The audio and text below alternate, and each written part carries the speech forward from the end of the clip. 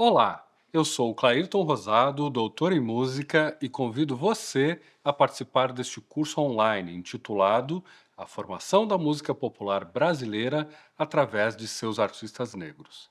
Um curso formado por 10 videoaulas, em que estaremos conversando e refletindo sobre música popular, sobre o Brasil e, sobretudo, falando da riqueza cultural e artística que a população negra nos trouxe. Nesse vídeo, vamos contextualizar os caminhos que deram origem ao choro. Vamos falar das danças europeias que aqui chegaram e que deram origem ao tango brasileiro, ao maxixe e ao choro.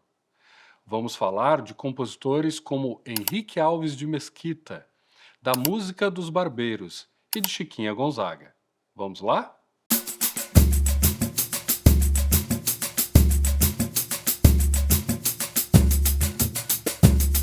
A chegada da família real ao Brasil em 1808 possibilitou uma avalanche de inovação e desenvolvimento que jamais se imaginaria acontecer por aqui. Dom João VI, então príncipe regente de Portugal, criou a Biblioteca Nacional, o Banco do Brasil e o Jardim Botânico, além de diversas outras instituições necessárias ao bom funcionamento do reino. Em termos musicais, duas novidades fariam muito sucesso.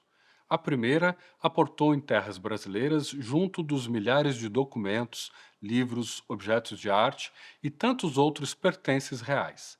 Nada mais, nada menos do que um piano. A outra novidade viria aos poucos, no decorrer da primeira metade do século XIX. Eram as danças europeias: valsa, quadrilha, mazurca, scotch, habaneira, tango andaluz e a polca. A combinação entre o piano e estas danças de salão logo fez um grande sucesso. De um lado, um instrumento símbolo de status e diferenciação social. De outro, as danças de par enlaçado, representando uma mudança de costumes, que seria amplamente divulgada através da valsa.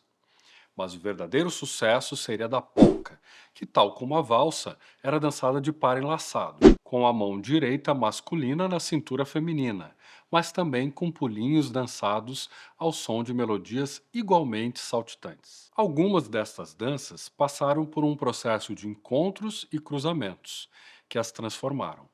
Isso, é claro, a partir do contato com a rítmica sincopada afro-brasileira e com os jeitos e molejos de dançar e tocar por aqui. O resultado destes processos será percebido na segunda metade do século XIX, quando surgirão novos gêneros musicais tipicamente brasileiros.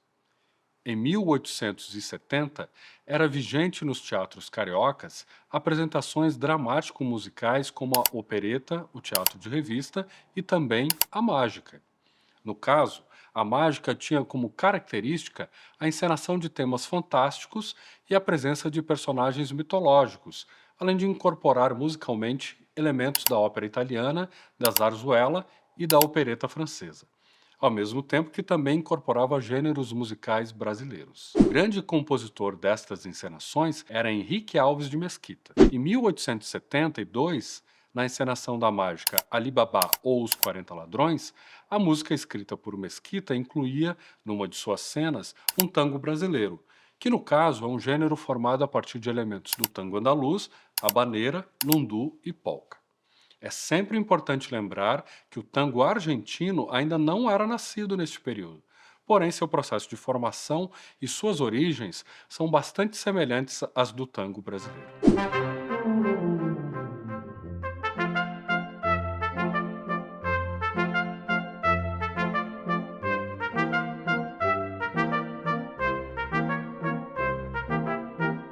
O tango brasileiro seria efetivamente sistematizado anos mais tarde pelo pianista e compositor Ernesto Nazaré, em obras como, por exemplo, Brejeiro.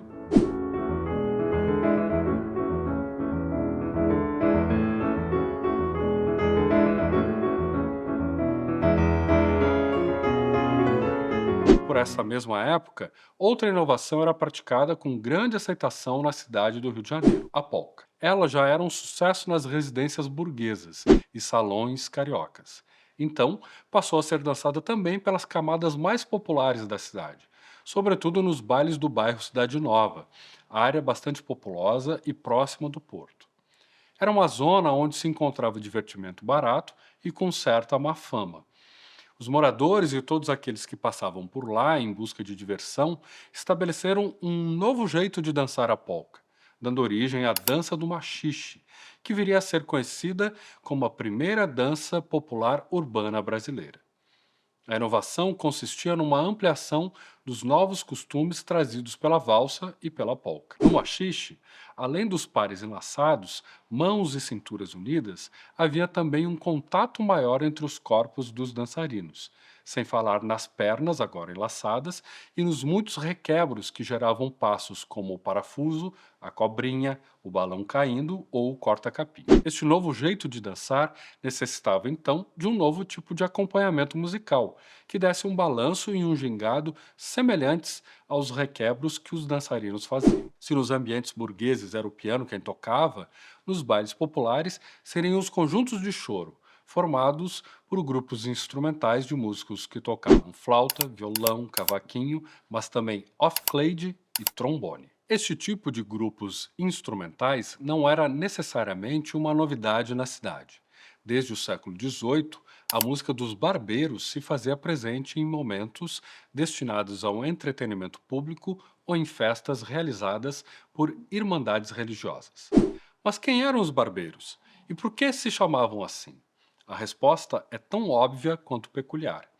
Os barbeiros eram profissionais que tinham como função principal aparar cabelos e barbas, além da realização de outros serviços manuais, que incluíam a extração de dentes ou a prática de sangrias através de sanguessugas. O interessante é que, como estas tarefas não ocupavam a totalidade do tempo, eles podiam então se dedicar a outra habilidade manual, a prática musical. A música dos barbeiros era desprovida de qualquer compromisso com uma determinada funcionalidade, o que permitia a eles que tocassem pelo simples prazer e lazer, produzindo uma sonoridade espontânea e popular. Conjuntos de choro foram um tipo de herdeiros desta prática musical instrumental. Aliás, um parêntese. Uma semelhança entre barbeiros e chorões acontece no fato de que os músicos do choro também tinham outras profissões como principal fonte de renda, sendo em grande maioria funcionários dos Correios ou outros órgãos públicos. Enfim, a espontaneidade e as raízes musicais afro-brasileiras foram fundamentais para a formação da música que deu à dança do maxixe sua sonoridade perfeita. O choro nasce, primeiramente, como uma forma de tocar.